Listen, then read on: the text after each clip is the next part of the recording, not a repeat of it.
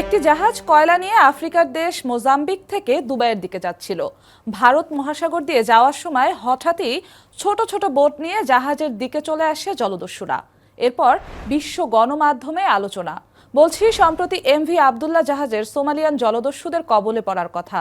যদিও আজ এই একটি ছিনতাই নিয়ে কথা বলবো না, এর আগেও সোমালিয়ান জলদস্যুরা এমন অনেক ঘটনা ঘটিয়েছে। মাঝে কিছুটা সময় অনেকটা নিয়ন্ত্রিত থাকলেও আবার মাথাচাড়া দিয়ে উঠেছে জলদস্যুরা। আর জলদস্যুদের কবলে পড়ার এসব ঘটনায় বিশ্ব অর্থনীতিতে বছরে কয়েক বিলিয়ন ডলারের ক্ষতি হচ্ছে। সমুদ্র পরিবহনে দিনের পর দিন তৈরি হচ্ছে উদ্বেগ। এ বিষয়কে কেন্দ্র করেই আজকের টাকা আনা পাই। সঙ্গে আছি আমি জিন্নাতারা যশোয়া।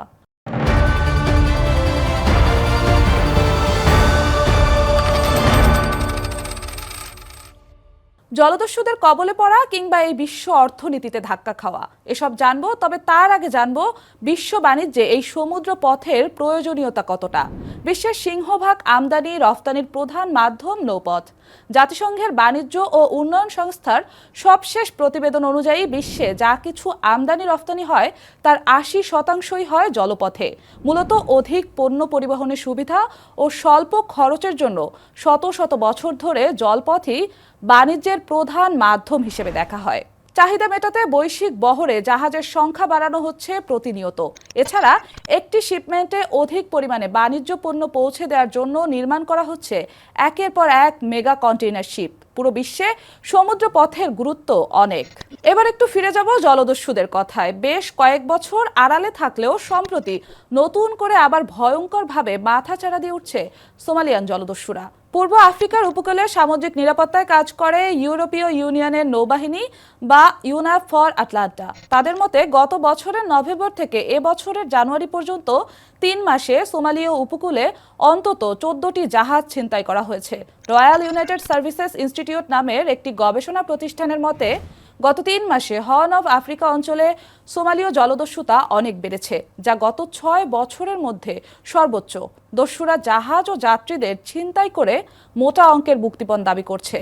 জলদস্যুতা ও সশস্ত্র ডাকাতি নিয়ে প্রতি বছর প্রতিবেদন প্রকাশ করে ICC international maritime bureau IMB. সংস্থাটির তথ্য অনুযায়ী গত ২০২৩ সালে সমুদ্রপথে ১২০টি জলদস্যুতা ও সশস্ত্র ডাকাতির ঘটনা ঘটেছে, যা এর আগের বছর ছিল ১১৫টি।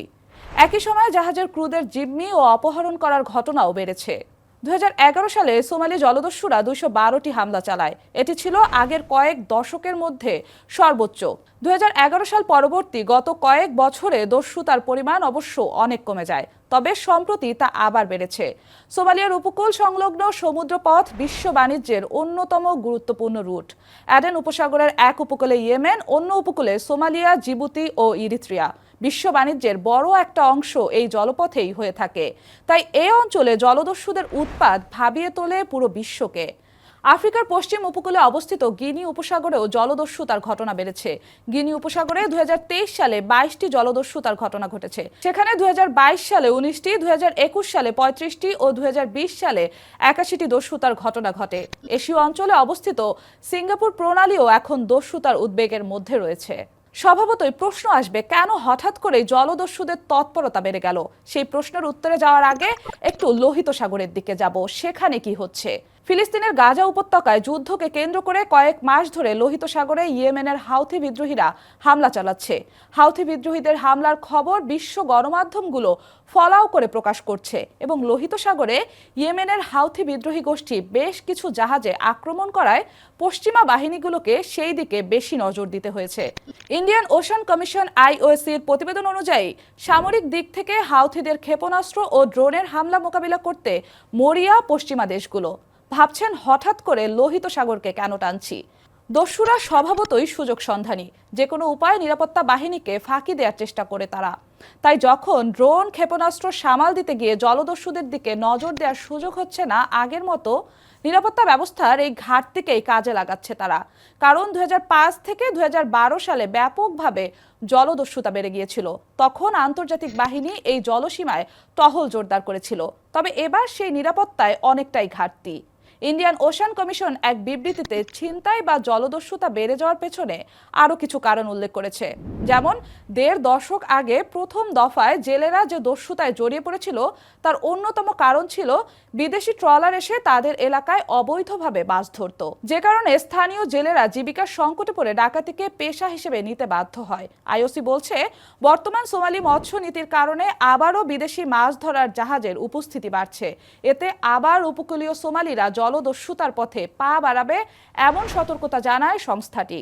সোমালিয়া ভিত্তিক আল শাবাব জঙ্গি গোষ্ঠী ডাকাতিতে উস্কানি দিচ্ছে এমন প্রসঙ্গ উঠে আসে আইওসির বিবৃতিতে। এবার আসি এই জলদস্যুতা কিংবা সাগর পথের উত্তেজনার আঘাতটা এসে পড়ছে কোথায়।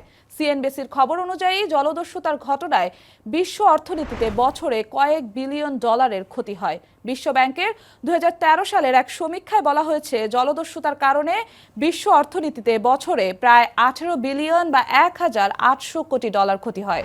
যুক্তরাষ্ট্রভিত্তিক সংস্থা ওশেন বিয়ন্ড পাইরেসির প্রতিবেদন অনুযায়ী সাগরে দস্যুতার কারণে বিশ্বব্যাপী অর্থনৈতিক ক্ষতির পরিমাণ বছরে ৭ থেকে ১২ বিলিয়ন ডলার। আফ্রিকা ও আরব উপদ্বীপের মধ্য দিয়ে বয়ে চলা বাবেল মান্দে প্রণালীতে বৈশ্বিক বাণিজ্যের প্রায় ১২% ও কন্টেইনার ট্রাফিকের ৩০% পরিবাহিত হয়। কিন্তু সম্প্রতি বিদ্রোহীদের হামলার কারণে এই পথ বিপজ্জনক হয়ে উঠেছে। আবার লোহিত সাগর রুটে পণ্য পরিবহনকারী জাহাজগুলোকে এখন ইউরোপে যাতায়াত করতে হবে গোটা আফ্রিকার দক্ষিণ ভারত মহাসাগর ও দক্ষিণ আটলান্টিক উপকূল ঘুরে। এতে যাত্রাপথ বেড়ে যাওয়ার পাশাপাশি বাড়তে যাচ্ছে পণ্য পরিবহনের সময় ও ব্যয়। চলমান সংঘাত সরবরাহ চেইনে বড় ধরনের ব্যাঘাত ঘটানোর পাশাপাশি ইউরোপের সঙ্গে পণ্য আমদানি রফতানিতে ব্যয় বাড়িয়ে দিতে যাচ্ছে বহুলাংশে। বাড়তে যাচ্ছে জ্বালানি ও পরিবহন সহ অন্যান্য খরচও। আবার ক্রেতাদের সময় মতো পণ্য ডেলিভারি দেয়া নিয়েও বড় ধরনের বিপাকে পড়তে হতে পারে রফতানিকারকদের। লোহিত সাগরের এ সংঘাতের কারণে পাশ্চাত্যের দেশগুলোর সঙ্গে হাউথিদের পৃষ্ঠপোষকতার দায়ে অভিযুক্ত ইরানের উত্তেজনাও এখন বাড়ছে। এতে পারস্য উপসাগরের হরমুজ প্রণালী দিয়েও পণ্য পরিবহন অব্যাহত রাখা নিয়ে সংশয় দেখা গিয়েছে। লোহিত সাগরের পর হরমুজ প্রণালী দিয়ে পণ্য পরিবহন বন্ধ হলে তা বৈশ্বিক অর্থনীতিতে ৭০-এর জ্বালানি সংকট বা রাশিয়া ইউক্রেন যুদ্ধের চেয়েও দ্বিগুণ বা তিনগুণ প্রভাব ফেলবে বলে মনে করছেন বিশ্লেষকরা। সব মিলিয়ে হাউথি বিদ্রোহী ও সোমালি জলদস্যুদের হামলা ঠেকাতে বিভিন্ন দেশের জাহাজ কোম্পানি, নিরাপত্তা বাহিনী ও বেসরকারি সুরক্ষা কোম্পানি ব্যস্ত হয়ে পড়েছে। বিশ্বের অন্যতম প্রধান বাণিজ্য পথ হওয়ায় এই পথের সুরক্ষা নিয়ে বিশ্বের অনেক দেশেরই উদ্বেগ রয়েছে। যেমন এই পথের সুরক্ষায় ভারত ক্রমাগতভাবে নিরাপত্তা বাড়াচ্ছে। গত ১ ফেব্রুয়ারি সামুদ্রিক নিরাপত্তা ও নজরদারির জন্য ভারতে ৩৯৯ কোটি মার্কিন ডলারের ড্রোন ও অন্যান্য সামরিক সরঞ্জাম বিক্রির অনুমোদন করেছে যুক্তরাষ্ট্র। বলা যায় পুরো বিশ্বই সমুদ্র পথের ওপর নির্ভরশীল।